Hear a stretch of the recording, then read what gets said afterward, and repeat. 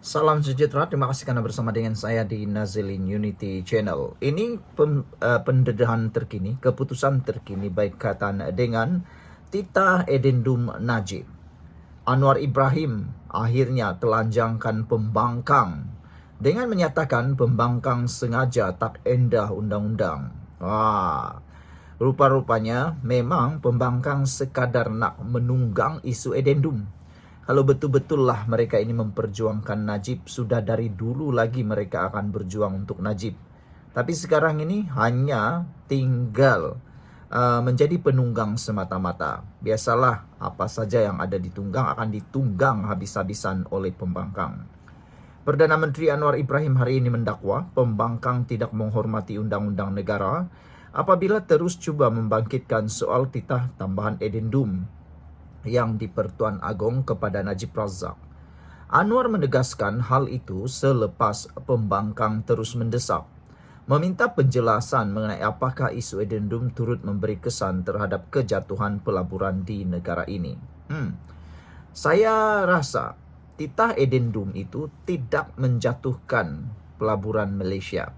Yang menjatuhkan pelaburan Malaysia itu ialah tindakan pembangkang yang tak habis-habis nak tumbangkan kerajaan. Lihat saja baru-baru ini Azmin Ali tiba-tiba membuat pengumuman mengejut. Kononnya ada bakal pilihan raya pada penghujung tahun ini. Itulah yang akan menyebabkan pelaburan Malaysia akan merosot. Kerana sentimen itu akan menyebabkan ketidakstabilan politik dan akan mengurangkan keyakinan para pelabur di Malaysia. Kalau lihat titah edendum, apa kaitan titah edendum dengan pelaburan Malaysia? Ianya tidak ada kaitan kerana para pelabur ini dia tidak terkait pun dengan titah edendum itu. Bahkan titah edendum itu tiada apa-apa maknanya untuk para pelabur.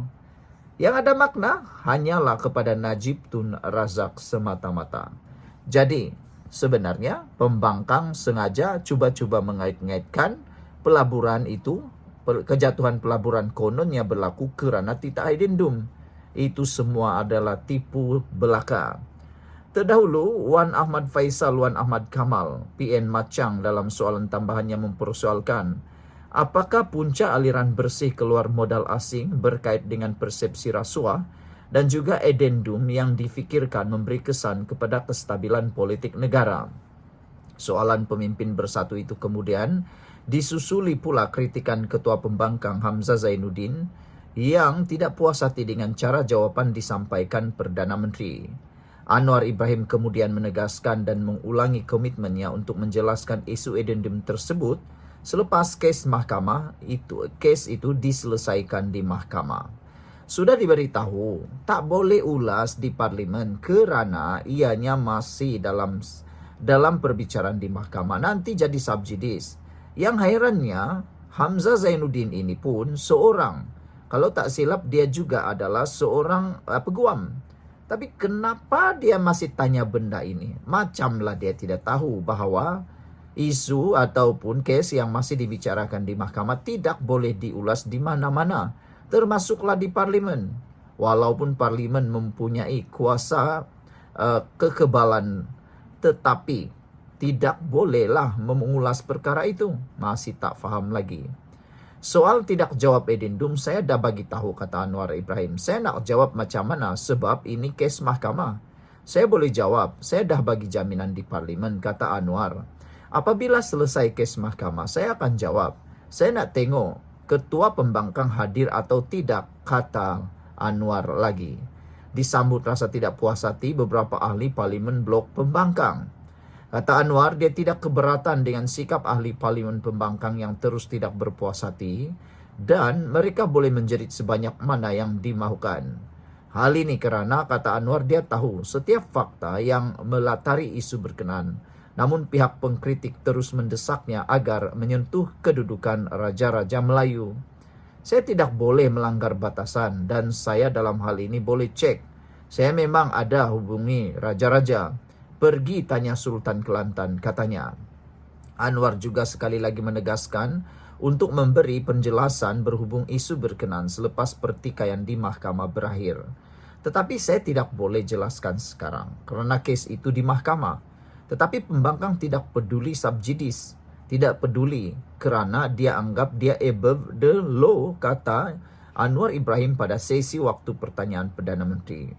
Tambah Anwar, dia membangkitkan soal addendum ketika itu kerana pembangkang mengaitkannya dengan hujah mendakwa ia menjadi punca pelaburan negara merosot.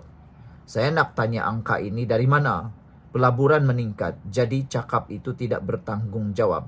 Sebab itu kita jawab tegas, cakap mengarut tidak berdasarkan fakta, kata Anwar Ibrahim. Jadi Anwar Ibrahim dah bagi tahu. Dari mana kamu dapat angka yang kononnya pelaburan negara merosot? Itu semua tipu. Mentang-mentang lah itu di parlimen.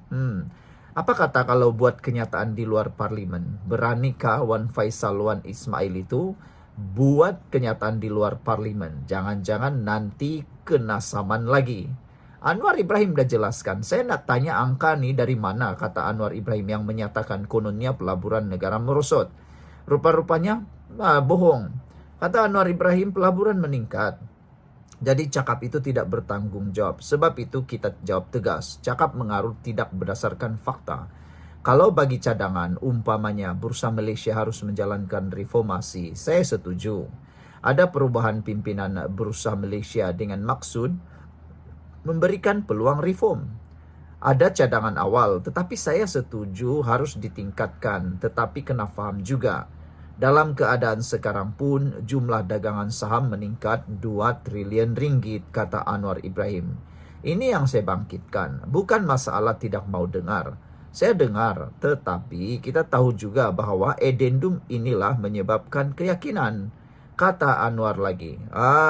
Rupa-rupanya tita addendum itu bukannya mengurangkan pelaburan, tetapi lebih memberikan keyakinan kepada pelabur. Kerana ketegasan negara pemimpin kita tidak mau campur tangan dalam kes mahkamah. Kalau ada dalam kes mahkamah, kenapa nak ulas lagi? Yang paling menarik sekali, Anwar Ibrahim menemplak Wan Faisal Wan Ismail. Saya nak tanya angka ni dari mana, kata Anwar Ibrahim.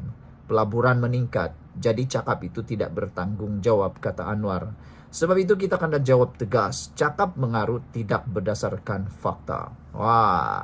Jadi rupa-rupanya peningkatan pelaburan berlaku, bukan merosot. Semuanya itu hanya merapu semata-mata, mengarut. Kenyataan kononnya pelaburan negara merosot itu hanya mengarut. Sekian dulu untuk kali ini. Jangan lupa tinggalkan komen Anda, tekan butang subscribe, dan semoga pembangkang akan bertobat. Bye-bye.